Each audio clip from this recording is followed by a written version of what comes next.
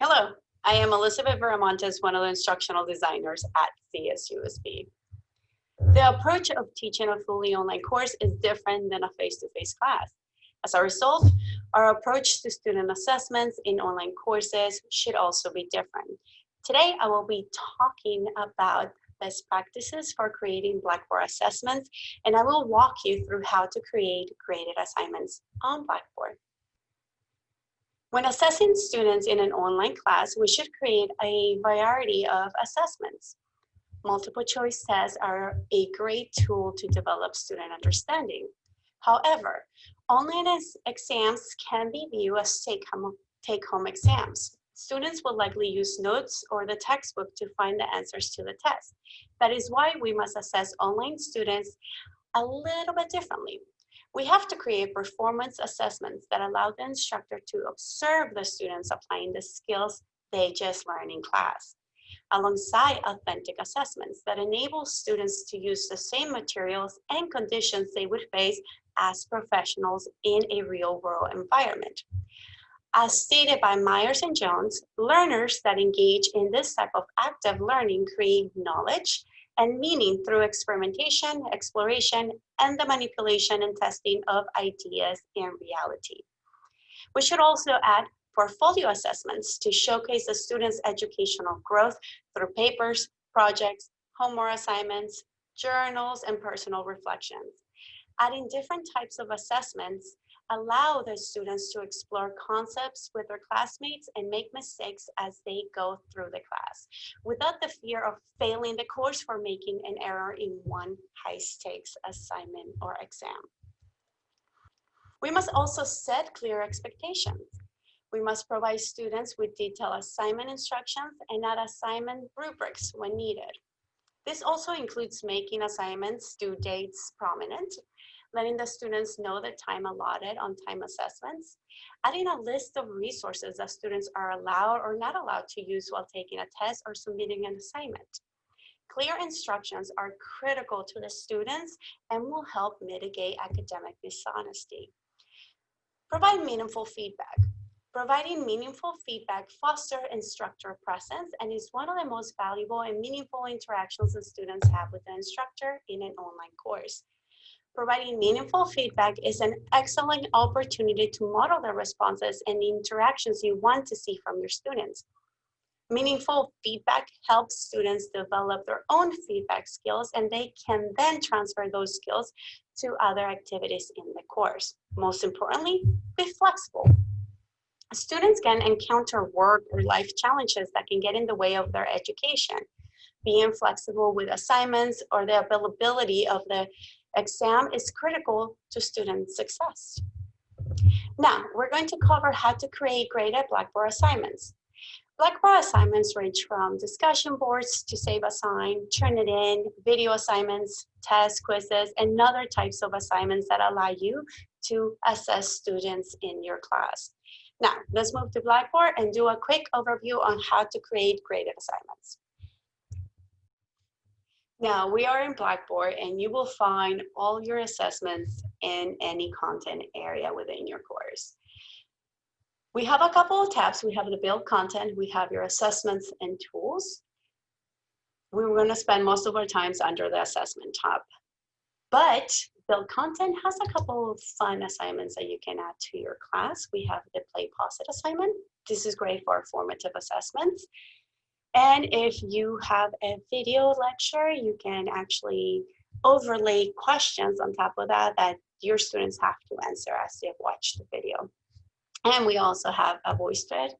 This is where your students have to create their own presentation and submit it to you in a Voicethread assignment. We also have Go React under tools. Go ahead and select Go React. It is a great tool, especially for public speaking. Your students create a video, submit it here, and you can go back and grade it and add little notes on their videos about how they did in their presentation. Now let's go back to assessments.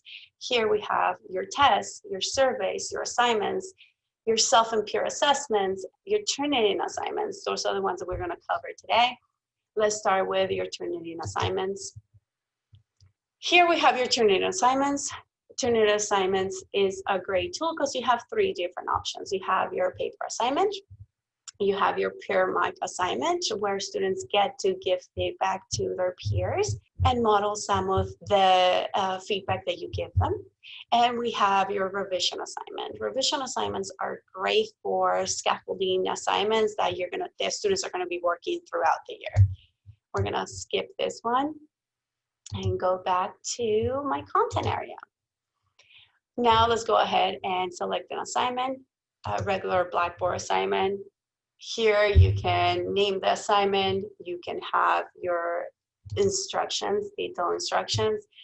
If you have a sample of the assignment that you're asking them to do, you can add the assignment as an attachment. Let's scroll down. You can set your due date.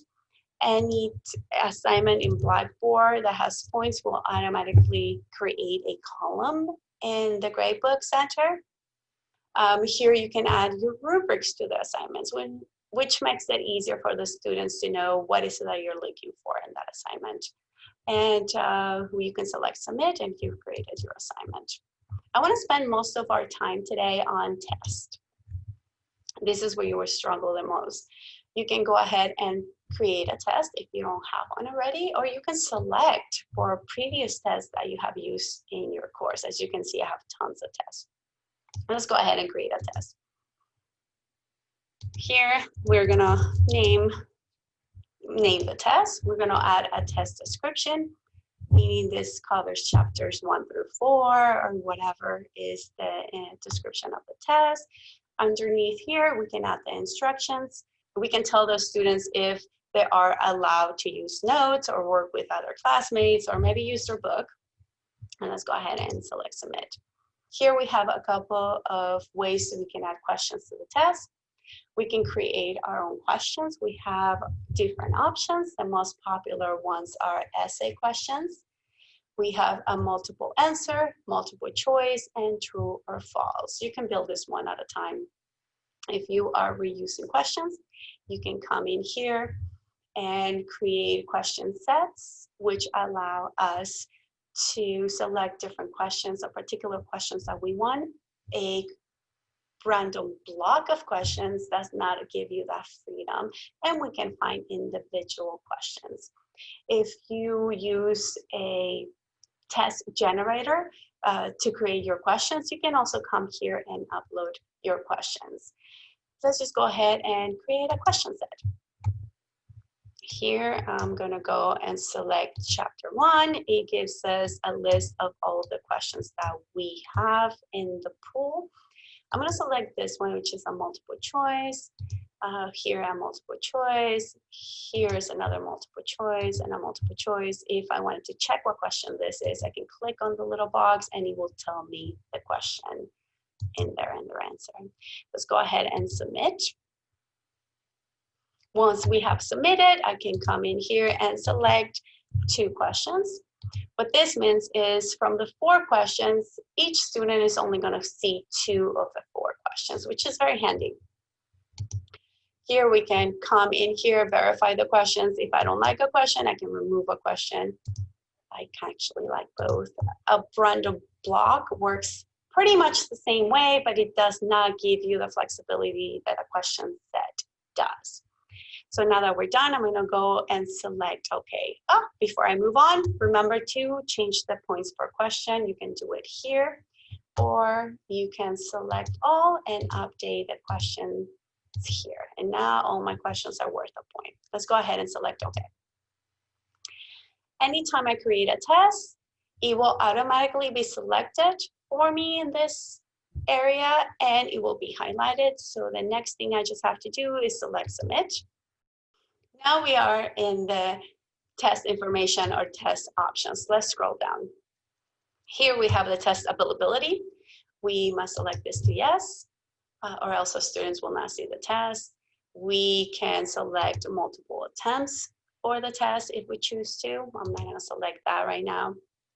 Here is a couple of important options. You can have forced completion or set the timer. My favorite is set the timer. When I select this one, I have to remember to select the auto submit on. This is very important. If we don't select this, then students have unlimited time to complete the test. Now, the reason I like set the timer a lot better than forced completion, they kind of work the same, but when I just select the timer, if a student is having issues with their computer or their Wi-Fi and they get kicked out of the test, they have an opportunity to come in to the test again and complete their exam. However, if it takes them 10 minutes to get back in here, those 10 minutes will be removed from the test time.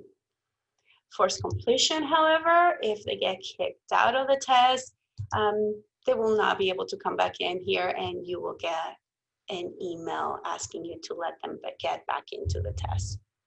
And let's scroll down, and we have a couple of other options. We have the test availability exception. Here, if we have students that need more time, we can select the student and give them more time to complete the exam. And if they need a different day, we can also give them a different day. Here we have a due date. This due date will not affect the student with the test availability exception. Another important area in the test is show test results and feedback to students. By default, the option that is selected after submissions, students will see their scores per question. However, you can give them all the answers, give them all the correct answers or submitted answers. Here, I like using the after due date.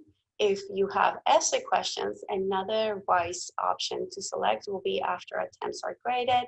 This way, students are not emailing you, asking you, why did Susan get her grade? And they still haven't seen their grade. So these are really good options to select. You can also do a one-time view where you can give them all the answers. That is your choice. Another great option that I love choosing is randomize the questions.